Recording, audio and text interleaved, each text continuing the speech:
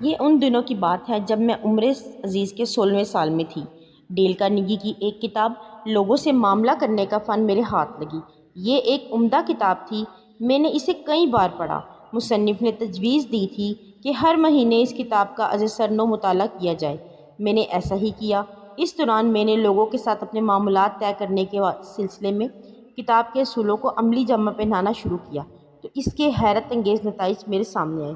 Carnegie کا طریقہ کار یہ تھا کہ وہ پہلے ایک اصول بیان کرتا، پھر اس کے تحت اپنی قوم کے نمایاں رجال کار جن میں روزویلٹ، لنکن، جوزف اور مائک وغیرہ شامل ہیں کے واقعات مثالوں کے طور پر پیش کرتا۔ میں نے غور کیا تو محسوس ہوا کہ یہ آدمی محض دنیاوی خوشی اور سعادت مندی کی خاطر کتابیں لکھتا اور لوگوں کی رہنمائی کرتا ہے۔ اگر وہ اسلام اور اس کے اخلاق و خصائل سے واقف ہو کر دونوں جہاں کی خوشیاں حاصل کر لیتا تو کتنی ہی اچھی بات ہوتی۔ وہ معاملات زندگی میں کام آنے والی ان مہارتوں کو سمجھتا تھا، عبادت بھی سمجھتا تھا اور اس کے ذریعے سے اپنے رب کا تقرب حاصل کر لیتا تو کیا ہی خوب ہوتا۔ پھر مجھے پتہ چلا کہ کارنیگی نے خودکشی کی تھی تو حیرانی ہوئی کہ اس کی خوبصورت اور عمدہ کتاب بھی اسے کوئی نفع نہ پہنچا سکی۔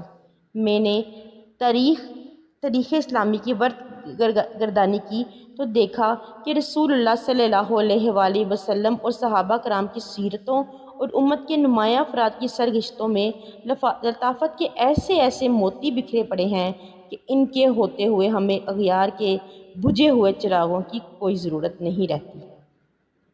تو ناظرین، یہ ویڈیو ثمر ہے میری ان تحقیقات کا جن پر میں نے اپنی زندگی کے بیش قیمت لمحے صرف کیے۔ عملی فوائد کے اعتبار سے یہ ویڈیو جہاں تک میں سمجھتی ہوں میری ساری ویڈیو سے فزوں تر ہے۔ یہ وہ ویڈیو ہے جس میں میں نے خون جگر کی روشنائی سے ساری چیزیں اکٹھی کی ہیں۔ یہ جان کر میری مسرت دو چند ہو جائے گی کہ کسی نے ان اصولوں کی روشنی میں اپنی زندگی سنواری، پھر وہ دوسروں کی زندگی میں امید کے دیپ جلانے کا باعث بنے۔ میری خواہش ہے کہ آپ سب لوگ اس ویڈیو کے متعلق اپنے تاثرات مجھ تک پہنچائیں اور کامیابی حاصل کرنے کے بعد اپنے احساسات کی سچی تصویر کشی کریں۔ میں تہہ دل سے آپ کا ممنون ہوں گی اور اس کے لیے دعا گو رہوں گی۔ اللہ تعالیٰ سے التجا ہے کہ میں اس ویڈیو کا نفع عام کرے، اسے محض اپنی رضامندی کے اصول کا ذریعہ بنائے اور ان احباب کو جزائے خیر عطا کرے جنہوں نے اس ویڈیو کے لیے میری مدد کی۔ تو چلیں ناظرین، شروع کرتے ہیں 5 ایسے پوائنٹس جس سے ہم اپنی زندگی کو امپروو کر سکتے ہیں اور زندگی سے لطف اٹھا سکتے ہیں۔ تو پہلا پوائنٹ ہے استفادے سے محروم لوگ۔ مجھے بخوبی یاد ہے کہ ایک دفعہ مجھے اپنے موبائل فون پر ایک پیغام موصول ہوا جو مختصر سے سوال پر مشتمل تھا: یا شیخ، خودکشی کے متعلق شرعی حکم کیا ہے؟ میں نے موبائل فون پر سائل سے رابطہ کیا۔ دوسری طرف سے ایک نوجوان کی آواز آئی جس نے ابھی جوانی کی دہلیز پر قدم رکھا ہی تھا۔ میں نے کہا: معاف کرنا، آپ کا سوال میری سمجھ میں نہیں آیا، ذرا دہرا دیجیے۔ اس نے زندگی سے بیزار لہجے میں کہا: شیخ، سوال تو بڑا ہی واضح ہے، خودکشی کے متعلق شرعی حکم کیا ہے؟ میں نے چاہا کہ اسے ایسا جواب دوں جس کی اسے توقع نہ ہو۔ میں ہنسا اور بولا: پسندیدہ ہے۔ وہ چلایا: کیا؟ میں نے پوچھا: کیا ہم یہ طے کرنے میں آپ کا ہاتھ بٹھائیں کہ آپ کو خودکشی کے لیے کون سا طریقہ استعمال کرنا چاہیے؟ نوجوان چپ رہا۔ اس پر میں نے کہا: اچھا یہ تو بتائیں کہ آپ کیوں خودکشی کرنا چاہتے ہیں؟ وہ بولا: کیونکہ مجھے کوئی ملازمت نہیں ملتی، لوگ مجھے پسند نہیں کرتے، دراصل میں ایک ناکام انسان ہوں۔ پھر اس نے مجھے تفصیل سے اپنے حالات بتائے۔ وہ اپنا آپ میں بہتر تبدیلی لانے اور اپنی دستیاب صلاحیتوں سے فائدہ اٹھانے میں ناکامی کے بارے میں مجھے بتاتا رہا۔ وہ یہ بھی بتاتا رہا کہ کس طرح اسے لوگوں نے اس کے گزشتہ دنوں میں تنگ کیا۔ یہ محض اس کے دماغ کی اختراع تھی جو اس کو لگتا تھا کہ لوگوں نے اس کو تنگ کیا، حالانکہ ایسا نہیں تھا۔ اس کی حساسیت زیادہ ہونے کی وجہ سے اس کو یہ محسوس ہوتا تھا کہ لوگوں نے اس کو تنگ کیا، کیونکہ گزشتہ روز ماضی میں اس کے پاس کرنے کو کوئی کام نہیں رہا، تو فارغ رہنے کی وجہ سے اس کو ہمیشہ ایسے لگتا تھا کہ لوگ اسے تنگ کر رہے ہیں۔ اور اب آج کی ٹائم میں حال میں اس کو اب یہ احساس ہونے لگا تھا کہ اس نے اپنی زندگی کے بیشتر سال فارغ رہ کر گنوا دیے ہیں۔ سوال یہ ہے کہ آخر انسان اپنے آپ کو اس قدر گھٹیا کیوں تصور کر لیتا ہے؟ وہ پہاڑ کی چوٹی پر کھڑے لوگوں کو ہی کیوں تاکتا رہتا ہے؟ ان کی طرح وہ بھی پہاڑ کی بلندیوں پر کیوں نہیں پہنچ جاتا، یا کم از کم لوگوں کی دیکھا دیکھی پہاڑ پر چڑھنا ہی شروع کر دے۔ کسی شاعر نے کیا خوب کہا ہے، جو کوہ پیمائی سے گھبراتا رہتا ہے وہ ہمیشہ گڑھوں میں زندگی بسر کرتا ہے۔ کیا آپ جانتے ہیں کون آدمی اس کتاب سے یا ان اصولوں پر لکھی گئی کسی بھی کتاب سے کبھی استفادہ نہیں کر سکتا ہے؟ جو بیچارہ انسان جس نے اپنی بری عادتوں کے روبرو سر تسلیم خم کر دیا ہے، جو اپنی موجودہ صلاحیتوں پر قناعت کر کے بیٹھ گیا ہے اور کہتا ہے کہ میں کیا کروں، یہ میرے مزاج کا حصہ ہے، میں انہیں بدل نہیں سکتا، اور وہ نہ ہی اپنے عزیز و اقارب اپنے بہن بھائیوں کی کوئی اچھی ہدایت پر عمل کرتا ہے اور نہ ہی اپنا طریقہ کار تبدیل کرنے کی کوشش کرتا ہے، اور کہتا ہے لوگ میرے اس مزاج کے عادی ہو چکے ہیں۔ اگر آپ کہیں کہ میں خالد جیسی تقریر کرنے لگوں، یا احمد جیسا خوشباش نظر آؤں، یا جواد کی مانند لوگوں کا پیارا بن جاؤں، تو میرے لیے یہ محال ہے۔ ایک دن میں ایک مجلس میں حاضر تھا، میرے ساتھ ایک خاصے عمر رسیدہ بزرگ تشریف فرما تھے۔ مجلس میں بیٹھے تقریباً سب افراد عوام کے طبقے سے تعلق رکھتے تھے اور معمولی صلاحیتوں کے مالک تھے۔ وہ بزرگ اپنے آس پاس بیٹھے لوگوں سے خوش گپیوں میں مصروف تھے۔ وہ مجلس کے دیگر افراد میں صرف اپنی بڑی عمر کی وجہ سے نمایاں تھے، ان کے علاوہ ان میں ایسی کوئی خاص بات یا غیر معمولی صلاحیت نہیں تھی۔ میں نے وہاں ایک مختصر سی تقریر کی جس میں شیخ عبدالعزیز بن باز کے ایک فتوے کا ذکر کیا۔ جب میں اپنی بات کر چکا تو بڑے میاں فخریہ لہجے میں مجھ سے مخاطب ہوئے۔ میں اور ابن باز ہم جماعت تھے۔ آج سے 40 سال قبل ہم مسجد میں شیخ محمد بن ابراہیم کے پاس اکٹھے پڑھا کرتے تھے۔ میں حیران ہو کر ان کی طرف دیکھنے لگا۔ یہ خبر سنا کر مارے خوشی کے ان کے چہرے پر دھاریاں دمک رہی تھیں۔ وہ اس بات پر بے حد مسرور تھے کہ انہیں کسی زمانے میں ایک کامیاب انسان کی صحبت حاصل رہی ہے، جبکہ میں دل ہی دل میں انہیں ملامت کر رہا تھا، اے لاچار آدمی، تم بھی ابن باز کی طرح کامیاب کیوں نہ ہو سکے؟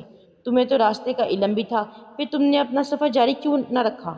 ایسا کیوں ہے کہ ابن باز وفات پائیں تو ایک زمانہ ان کے فراق پر نوحہ کرنا نظر آئے، اور جب تمہیں موت آئے تو شاید تم پر رونے والا کوئی نہ ہو، اگر کوئی روئے بھی تو زیادہ سے زیادہ دل جوئی کی خاطر یا رسم دنیا کی طور پر۔ ہم میں سے ہر ایک کبھی نہ کبھی یہ ضرور کہتا ہے کہ میں فلاں بڑے آدمی کو جانتا ہوں، یا میں فلاں کا ہم جماعت رہا ہوں، یا فلاں کے ساتھ میری مجلس سے جمع کرتی تھی۔ ان باتوں پر ناز نہیں کرنا چاہیے۔ فخر کی بات صرف یہ ہے آپ بھی اسی بلندی پر پہنچیں جس پر وہ فائز ہوئے۔ ہم میں سے ہر ایک کو بہادر بننا اور آج ہی سے یہ عزم کرنا ہوگا کہ وہ اپنی ان صلاحیتوں سے جن کے کارآمد ہونے پر اسے اطمینان ہے، اپنی زندگی میں فائدہ اٹھائے گا اور ایک کامیاب انسان بننے کی کوشش کرے گا۔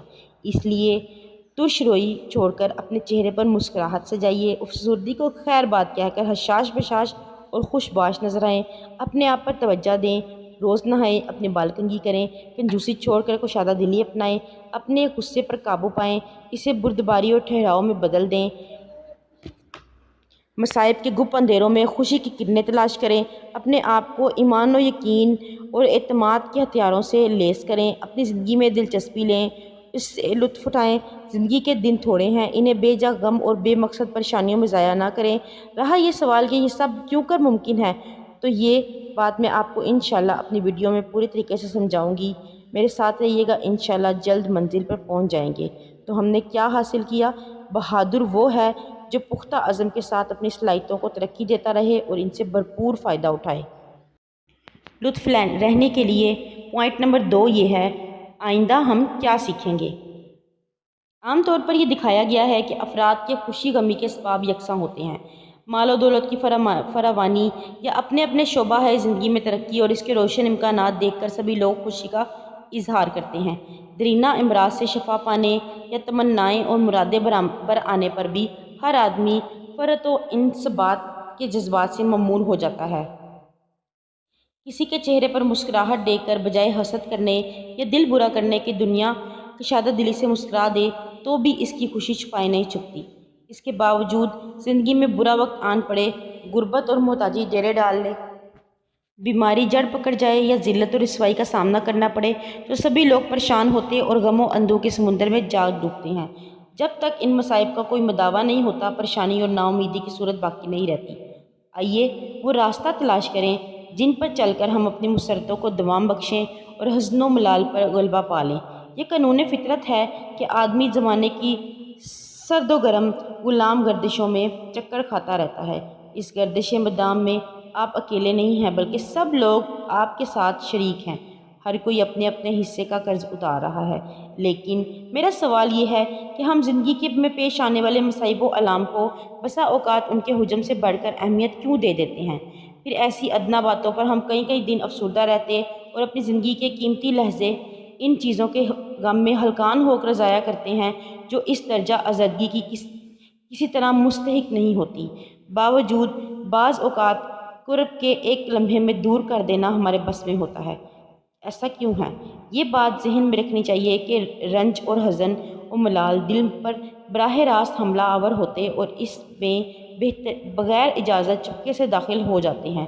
تاہم رنج و علم کا دروازہ ہر بار کھل جائے تو اسے بند کرنے کے بھی ہزار بہا طریقے ہیں۔ آئندہ ہم یہی طریقے جاننے کی کوشش کریں گے۔ زندگی میں ہماری ملاقات کتنے ہی ایسے افراد سے ہوتی ہے جو ہر دل عزیز ہوتے ہیں۔ لوگ ان سے مل کر خوش ہوتے اور ان کے ساتھ بیٹھ کر ان سے باتیں کر اپنی دل بستی کا سامان کرتے ہیں۔ کیا آپ نے کبھی سوچا ہے کہ آپ بھی ان دل پذیر افراد کا حصہ بن سکتے ہیں؟ آخر اس امر پر اکتفا کر کے بیٹھ رہنے کی کیا وجہ ہے کہ آپ ہمیشہ دوسروں کی خوبیاں اور ان کے کارنامے دیکھ کر حیرت آمیز خوشی، تعجب اور مرعوبیت کا اظہار کرتے رہیں گے؟ کیا آپ ساری عمر یہی کرتے رہیں گے یا خود کو بھی بہتر بنائیں گے؟ آپ خود ایسا جان افزا کردار ادا کرنے کی کوشش کیوں نہیں کرتے جسے دیکھ کر دوسرے حیرت اور تعجب میں مبتلا ہوں؟ ایسا کیوں ہو کہ محفل دوستاں میں آپ کا کوئی ساتھی یا غمزاد بولے تو سب کان لگا کر سنیں، اس کی آواز حاضرین محفل کی سماعتوں پر چھا جائے اور لوگ اس کے انداز گفتگو سے محظوظ ہو کر اس کی تعریف کریں؟ جب آپ اپنی بات کا آغاز کریں تو لوگ منہ بسور کر پیچھے ہٹ جائیں یا ادھر ادھر کی باتوں میں مصروف ہو جائیں اور گپ بازی کرنے لگیں۔ عین ممکن ہے آپ کے پاس اپنے ساتھی سے زیادہ معلومات ہوں اور تعلیمی میدان میں آپ اس سے اعلیٰ ڈگری کے حامل ہوں یا اس سے بلند منصب پر فائز ہوں۔ پھر وہ لوگوں کی توجہ حاصل کرنے میں کیسے کامیاب ہوا اور آپ کیوں ناکام رہے؟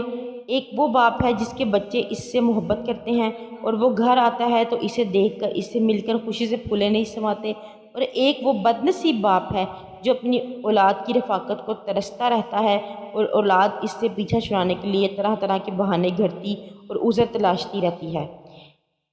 دونوں ہی باپ ہیں، پھر ایسا کیوں ہوتا ہے؟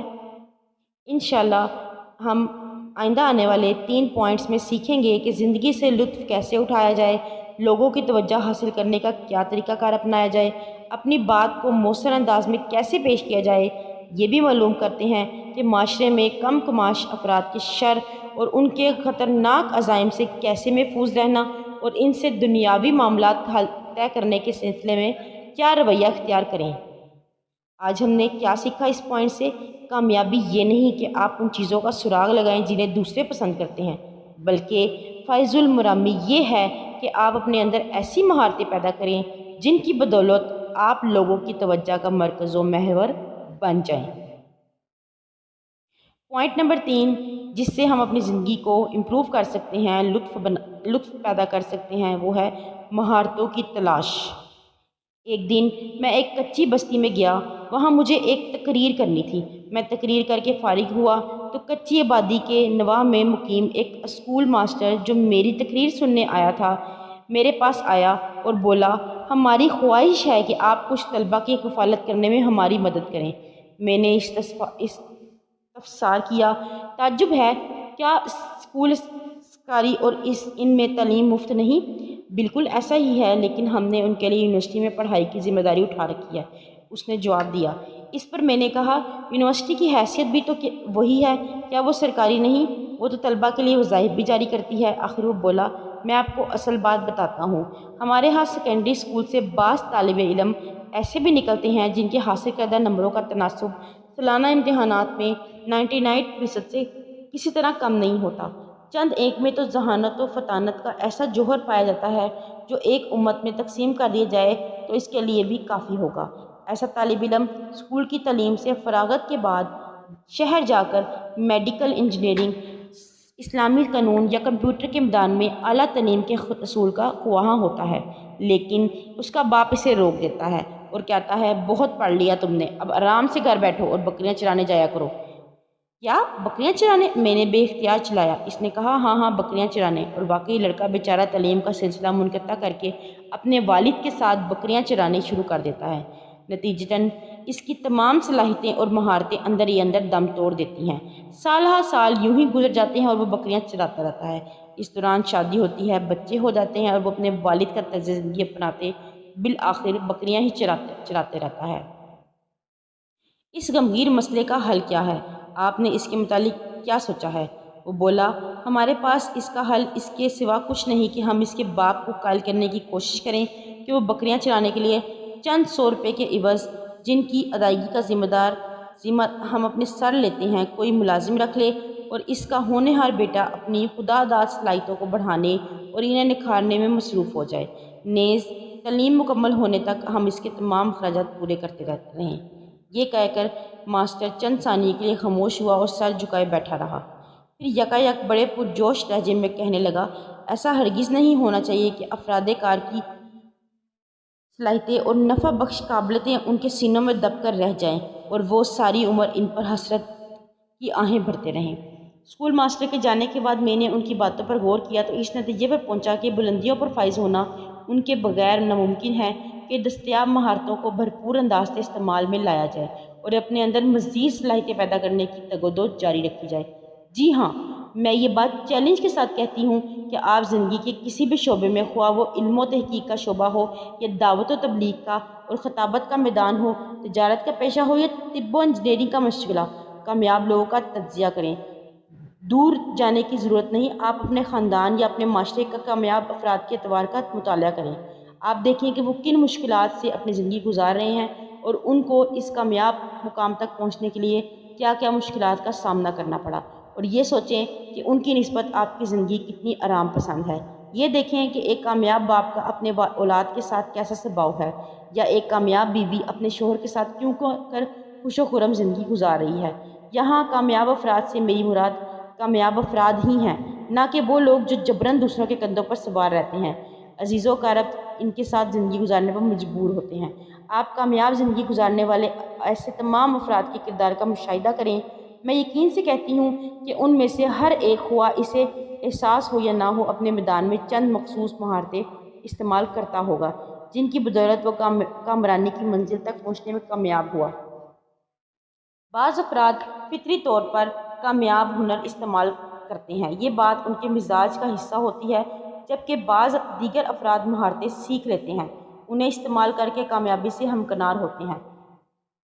ایسے کامیاب لوگوں کی تلاش کر کر ان کی حیات مستعار کا مطالعہ کرتے ہیں، ان کا طریقہ کار جاننے کی کوشش کرتے ہیں، وہ کیسے کامیاب ہوئے اور کیا ہمارے لیے ممکن ہے کہ ہم بھی وہی راستہ اپنا کر ان کے مانند کامیاب زندگی کا خواب شرمندہ تعبیر کر سکیں۔ کچھ عرصہ قبل میں نے دنیا کے ایک امیر ترین آدمی سلیمان راجزی کا انٹرویو سنا تھا۔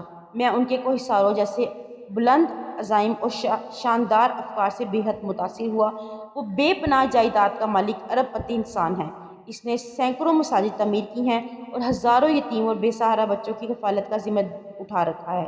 ایک ایسا آدمی جو کامیابی اور کامرانی کی بلند و بالا چوٹی پر براجمان ہے۔ اس نے 50 برس قبل ترقی کے اس سفر کی شروعات سے متعلق بتاتے ہوئے کہا کہ وہ ایک عام آدمی تھا جس کے پاس ہاتھ پاؤں کے سوا کچھ نہیں ہوتا، جنہیں کام میں لا کر وہ اپنے لیے 2 وقت کی روٹی، سوکھی روٹی کا بندوبست کرتا ہے، اور کبھی 2 وقت کی روٹی سے بھی ہاتھ دھونا پڑتا ہے۔ اس نے بتایا کہ وہ روزی کمانے کی خاطر لوگوں کے گھروں میں صفائی ستھرائی تک کا کام بھی کیا کرتا تھا، اور کبھی سارا دن کسی دکان یا بینک میں مزدوری کرتا تھا۔ اس نے تفصیل سے ان تمام مراحل کا ذکر کیا جن سے گزر کر وہ دامنے کوہ سے بلندی کی طرف سفر کرنے والی چوٹی پر جا پہنچا تھا۔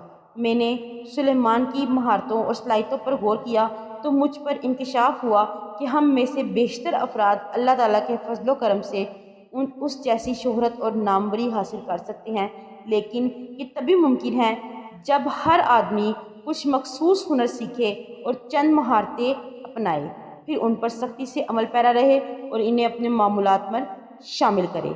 ایک اور بات جو ہمیں مہارتوں کی جستجو پر اکساتی ہے وہ یہ ہے کہ بعض افراد میں بے پناہ تخلیقی صلاحیتیں موجود ہوتی ہیں، لیکن انہیں اس کا بالکل احساس نہیں ہوتا۔ یا ان صلاحیتوں کو بیدار کرنے اور ان کے متعلق شعور دلانے کے سلسلے میں کوئی فرد ان کی مدد اور رہنمائی نہیں کرتا، اور وہ خود بھی کوشش نہیں کرتے اور سستی کا مظاہرہ کرتے ہیں۔ کچھ لوگ بہت اچھی تقریر کر سکتے ہیں، بعض گہرے کاروباری ذہن کے مالک ہوتے ہیں، کوئی بہت ذہین و فطین اور وسیع النظر ہوتا ہے۔ مشکل صرف ان قابلیتوں کا احساس کی ہے۔ خوش نصیب لوگ یا تو خود اپنے اندر موجود صلاحیتوں کا کھوج لگا لیتے ہیں، یا تعلیم کے مرحلے سے گزرتے ہوئے کسی کا بیدار معزز استاد اور اسے باخبر کر دیتا ہے۔ ادارے کے ملازم کو اس کا نگران باس مطلع کر دیتا ہے۔ کسی خوش قسمت کو راہ دکھانے کے لیے اس کا کوئی بھائی یا دوست خیر خواہ نکل آتا ہے۔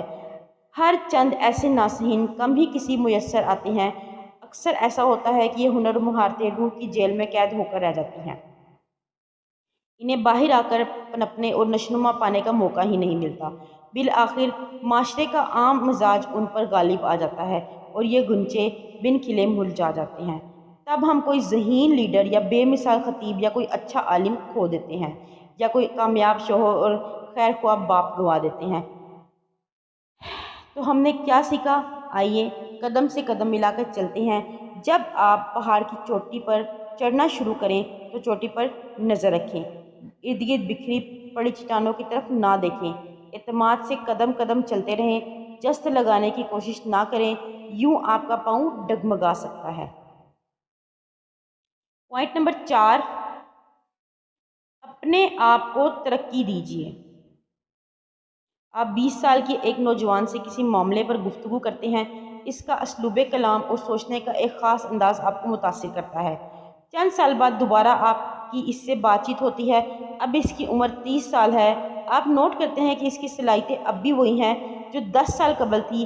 اس طویل عرصے کے دوران اس کی لیاقت میں رتی بھر اضافہ اور ترقی اور بڑھوتری نہیں ہوئی۔ جبکہ بعض دیگر افراد کے ساتھ آپ بیٹھتے اور ان کے گفتگو سننے پڑتے ہیں تو محسوس ہوتا ہے کہ وہ اپنی زندگی سے فائدہ اٹھا رہے ہیں۔ ان کے طور طریقوں، طرز تکلم اور غور و فکر کے زاویوں میں نت نئی تبدیلیاں آ رہی ہیں۔ وہ ایک تسلسل سے اپنی مہارتوں کو ترقی دینے میں مصروف ہیں۔ زندگی کا کوئی لمحہ ایسا نہیں گزرتا جس میں انہوں نے اپنے آپ میں کوئی مثبت تبدیلی پیدا کرنے کی کوشش نہ کی ہو یا ان کی خواہش نہ کی ہو۔ اگر آپ اس سلسلے میں لوگوں کی اقسام جاننا چاہتے ہیں تو آئیے ہم ان کے احوال اور ان کی ترجیحات کا سرسری جائزہ لیتے ہیں۔ سب سے پہلے ہم ٹی وی چینلوں کی طرف آتے ہیں۔ کچھ لوگوں کی نظر ایسے ٹی وی چینلوں پر رہتی ہے جو ان کی عام معلومات بڑھانے اور ذہانت کو ترقی دینے میں معاون ثابت ہوتے ہیں۔ ایسے افراد مختلف چینلوں پر پیش کیے جانے والے سنجیدہ نوعیت کے انٹرویوز دیکھنا پسند کرتے ہیں۔ ان انٹرویو کے ذریعے سے وہ نہ صرف دو بدو گفتگو، زبان اور فہم و ادراک کے مختلف پہلوؤں کے متعلق معلومات حاصل کرتے ہیں، بلکہ حاضر جوابی اور دوسروں کو اپنی بات کا قائل کرنے کے متعلق بیشتر عمدہ اور معیاری طریقوں سے بھی واقفیت حاصل کرتے ہیں۔ ٹی وی کے ناظرین کی ایک قسم وہ ہے جو کسی جذباتی ڈرامہ، محبت کی کہانی پر مبنی سیریل، ڈرامائی تخلیقاتی، فرضی یا افسانوی کرداروں پر مشتمل کوئی فلم نہیں چھوڑتے۔ اب آئیے مذکورہ بالا ہر دو قسم کے افراد کا 5 یا 10 سال بعد تجزیہ کرتے ہیں کہ ان میں سے کون اپنی مہارتوں کو زیادہ ترقی دے پاتا ہے، لوگوں سے معاملات طے کرنے اور انہیں اپنے نقطۂ نظر کا قائل کرنے میں کون ماہر ہوا ہے، اور معلومات کی وسعت اور ہمت جہتی کے میدان میں کس نے اپنا جھنڈا گاڑا ہے۔ نتائج پر غور کرنے کے بعد یہ بات بلا خوف تردد کہی جا سکتی ہے کہ پہلی قسم کے افراد ہی یہ اعزاز حاصل کرنے میں کامیاب ہوئے ہیں۔ ان کامیاب افراد کے انداز گفتگو کو آپ پہلے سے مختلف اور بہتر پائیں گے۔ وہ آپ سے اپنے نقطۂ نظر کے حق میں شرعی نصوص اور ریاضی کے دلائل کے علاوہ دیگر سماجی اور معاشرتی حقائق بیان کرتے نظر آئیں گے، جبکہ دوسری قسم کے لوگ دوران گفتگو بار بار اور جا بجا اداکاروں اور گلوکاروں کے بیانات کے حوالے دیں گے۔ وہ آپ کو ڈراموں اور فلموں کے اقتباسات کے بارے میں بتائیں گے۔ انہی میں سے ایک صاحب نے اپنی گفتگو کے دوران دلیل دیتے ہوئے کہہ ڈالا، اور اللہ تعالیٰ فرماتا ہے، اے میرے بندے کوشش کر، میں بھی تیرے ہمراہ تگودو کروں گا۔ ہم نے توجہ دلائی کہ یہ قرآن کی آیت نہیں، تو ان کا رنگ فق ہو گیا اور انہوں نے خاموش رہنے میں ہی عافیت جانی۔ پھر میں نے ان کی بیان کردہ عبارت پر غور کیا تو وہ ایک معروف ضرب المثل نکلی جو شاید ٹی وی ڈرامہ دیکھتے ہوئے کسی وقت ان کے ذہن میں چپک گئی تھی، جسے انہوں نے گفتگو کی روانی میں اگل دیا۔ کسی نے سچ ہی کہا ہے، برتن میں جو تھا وہی ٹپکا۔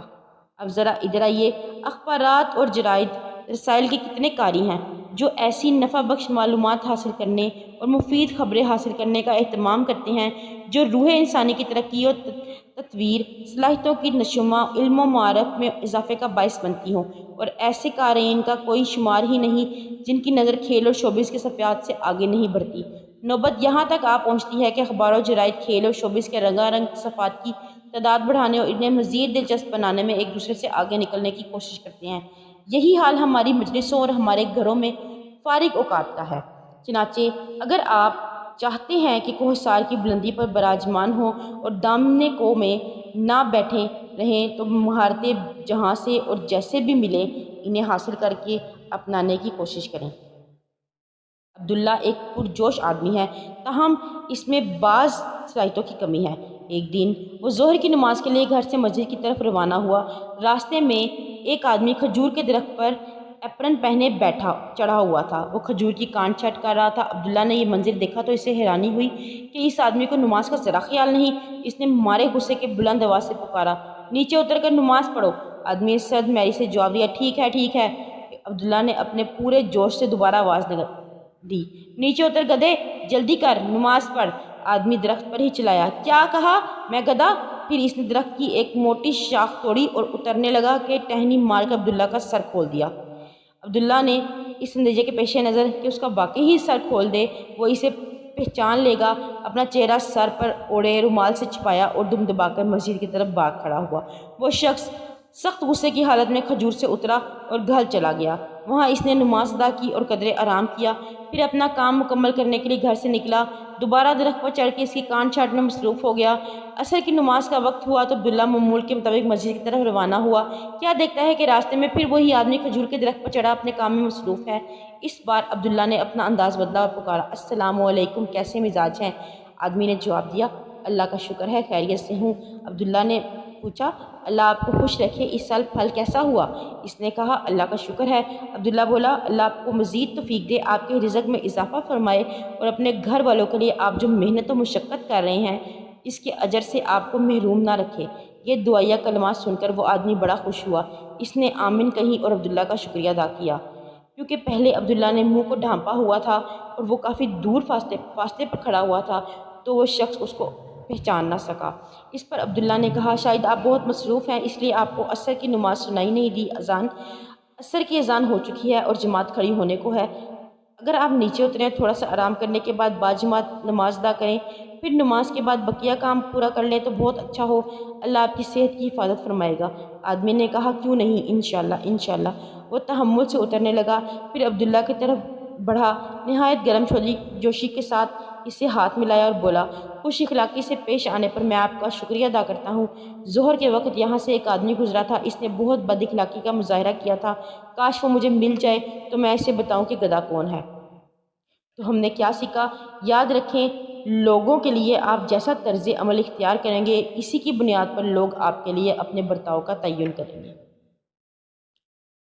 آخری پوائنٹ جس سے ہم اپنی زندگی کو بہتر سے بہترین بنا سکتے ہیں وہ ہے، اپنا مزاج بدلنا مشکل ہے لیکن ناممکن نہیں۔ بعض افراد اپنے خاص مزاج کو، جس پر وہ پروان چڑھتے ہیں، جس کے حوالے سے انہیں لوگ پہچانتے ہیں، جس کی بنیاد پر لوگوں کے ذہنوں میں ان کا تصور ابھرتا ہے، اپنی ذات کا ایسا لازمہ سمجھتے ہیں جسے علیحدہ یا تبدیل کرنا ممکن نہیں۔ اس نوع کے افراد اپنی فطرت کے آگے جھک جاتے ہیں اور اس پر اکتفا کر لیتے ہیں، بالکل اسی طرح جیسے وہ اپنی جسمانی ساخت اور اپنی پیدائشی رنگت کو، جنہیں تبدیل کرنا ان کے بس میں نہیں ہوتا، تسلیم کر لیتے ہیں۔ اس کے باوجود وہ آدمی جو اپنے آپ کو حالات کے سانچے میں ڈھالنے پر قادر ہے، سمجھتا ہے کہ انسان کے لیے طبع کو بدلنا اتنا ہی آسان ہے جتنا لباس کو تبدیل کرنا۔ ہمارے مزاج بہے پڑے دودھ کی مانند نہیں کہ اسے اکٹھا کر لانا محال ہو۔ طبع کی زمام ہمارے ہاتھ میں ہوتی ہے، ہم چند مخصوص طریقے استعمال کر کے نہ صرف لوگوں کی عادتیں بلکہ ان کے دماغ تک دوسرے رخ پر ڈال سکتے ہیں۔ ابن حزم نے اپنی کتاب طوق الحمامہ میں اندلس کے ایک مشہور تاجر کا واقعہ نقل کیا ہے۔ وہ کہتے ہیں، اندلس میں ایک تاجر اپنی کاروباری لیاقت اور ہوشیاری کی وجہ سے مشہور تھا۔ ایک بار اس میں اور دیگر 4 تاجروں میں مقابلہ ٹھن گیا۔ انہوں نے مارے حسد کے گٹھ جوڑ کر لیا کہ اسے زج کرنے میں کوئی کسر نہیں اٹھا رکھیں گے۔ ایک صبح وہ تاجر سفید براق پہنے اور سفید امامہ باندھے گھر سے دکان کی طرف روانہ ہوا۔ ان 4 تاجروں میں سے ایک تاجر اسے راستے میں ملا۔ اس نے پہلے تو بڑی گرم جوشی سے اسے سلام کیا، پھر امامے کی طرف دیکھ کر کہنے لگا، کیسا خوشنما ہے یہ پیلا امامہ۔ وہ بولا، تمہیں نظر نہیں آتا یہ سفید امامہ ہے؟ اس نے جواب دیا، ہے تو پیلا ہی پر ہے خوبصورت۔ تاجر نے پرواہ نہ کی اور اسے چھوڑا اور آگے چل دیا۔ ابھی چند قدم ہی چلا ہوگا کہ دوسرا تاجر ملا۔ اس نے بھی سلام کیا اور امامے کی طرف نگاہ اٹھا کر کہا، آج آپ بڑے خوبصورت نظر آ رہے ہیں، یہ سبز امامہ تو بڑا ہی پیارا لگ رہا ہے۔ تاجر بولا، بھائی یہ سفید امامہ ہے۔ اس نے کہا، نہیں جناب، سبز ہے۔ سفید ہے یار، اب میری جان چھوڑو اور مجھے جانے دو، اس نے تنگ آ کر کہا۔ وہ بیچارہ اپنے آپ باتیں کرتا چلتا رہا، بار بار یہ اطمینان کرنے کے لیے کہ امامہ سفید ہے، شملے کی طرف دیکھتا جو کندھے پر لٹک رہا تھا۔ اسی شش و پنج میں وہ اپنی دکان پر پہنچا اور تالا کھولنے لگا تو تیسرا تاجر آگے بڑھا اور بولا، بھائی واہ، آج کی صبح تو بہت خوبصورت ہے، اس پر طرح یہ تمہارا دلکش لباس ماشاءاللہ، اور یہ تمہارا نیلا امامہ تو سونے پر سہاگا کا کام کر رہا ہے۔ تاجر نے پہلے اپنے امامہ کو بغور دیکھا، پھر آنکھیں ملی، پھر دیکھا اور بڑی لجاجت سے کہا، بھائی میرا امامہ سفید ہے۔ وہ بولا، ارے نہیں، نیلا ہے، مگر فکر کی کوئی بات نہیں، اچھا لگ رہا ہے۔ یہ کہہ کر اس نے سلام کیا اور چل دیا۔ تاجر چیختا رہا، امامہ سفید ہے، سفید ہے، سفید ہے۔ پھر اس نے امامہ اتارا اور الٹ پلٹ کر اچھی طرح دیکھا۔ جب اطمینان ہو گیا کہ امامہ سفید ہی ہے تو دوبارہ پہن لیا۔ وہ دکان میں بیٹھا اسی دوران برابر امامے کے شملے کو دیکھتا رہا۔ تھوڑی دیر ہی گزری تھی کہ چوتھا تاجر آن ٹپکا، دکان میں داخل ہوا اور بولا، بھائی جان مرحبا، ماشاءاللہ، یہ سرخ امامہ آپ نے کہاں سے خریدا ہے؟ تاجر پوری قوت سے چلایا، میرا امامہ نیلا ہے۔ اس نے کہا، ارے نہیں بھائی، یہ تو سرخ ہے۔ تاجر بدحواس ہو گیا، کہنے لگا، نہیں سبز ہے، نہیں سفید ہے، نہیں نیلا سیاہ۔ پھر ہنسا، پھر چیخا، پھر رو دیا، کھڑا ہو کر اچھلا، اس کے بعد باہر کی طرف دوڑ لگا دی۔ ابن حزم کا کہنا ہے، اس کے بعد وہ تاجر پاگل ہو گیا۔ میں نے اسے کئی بار دیکھا، وہ اندلس کی سڑکوں پر مارا پھرتا اور بچے سے کنکر مارا کرتے تھے۔ ملاحظہ کیجئے کہ کیسے ان لوگوں نے عام ہیلوں اور مہارتوں کو استعمال کرتے ہوئے ایک آدمی کو نہ صرف اس کے معمول کے کاموں کی انجام دہی سے روک دیا بلکہ اس کا دماغ الٹا کر پاگل بنا دیا۔ پھر ہمارے لیے کیا مشکل ہے کہ ہم قرآن و حدیث کے نور سے روشن مہارتوں کو عمل میں لا کر کامیاب زندگی گزارنے کی صحیح نہ کریں۔ میرا آپ لوگوں کو مشورہ ہے کہ آپ اچھے ہنر، مفید مہارتوں سے واقفیت بہم کو چاہیں، پھر انہیں اپنا کر سعادت مندی سے بہرہ ہوں۔ اگر آپ مجھ سے یہ کہیں گے کہ میں اپنی زندگی کو بدل نہیں سکتی تو میں جواباً کہوں گی، کوشش کر کے تو دیکھیں، آپ بدل سکتے ہیں۔ اگر آپ کہیں گے کہ میں وہ طریقے نہیں جانتی ہوں تو میں کہوں گی کہ وہ طریقے سیکھ لیں۔ کیا آپ نے رسول اللہ صلی اللہ علیہ وآلہ وسلم کی وہ حدیث نہیں سنی، علم سیکھنے سے ہی آتا ہے، تحمل اپنانے سے حاصل ہوتا ہے۔ تو ہم نے کیا سیکھا؟ بہادر وہ ہے جو نہ صرف اپنی مہارتیں بہتر بنائے، انہیں ترقی دے، بلکہ لوگوں کی مہارتوں کو مرحلہ وار بہتر بنانے اور بعض اوقات انہیں بدل ڈالنے کی صلاحیت بھی رکھتا ہو۔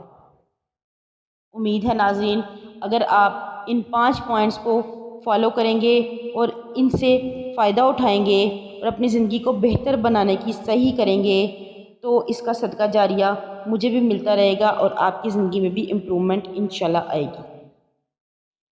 اگر آپ نے ابھی تک میرا چینل سبسکرائب نہیں کیا اور آپ کو میری ویڈیو پسند آئی ہے تو میرا چینل ضرور سبسکرائب کر دیجیے گا تاکہ آپ کو آئندہ آنے والی اچھی ویڈیوز ملتی رہیں اور آپ کی معلومات میں بھی اضافہ ہوتا رہے۔ چلیں اب مجھے اجازت دیجیے، اللہ حافظ۔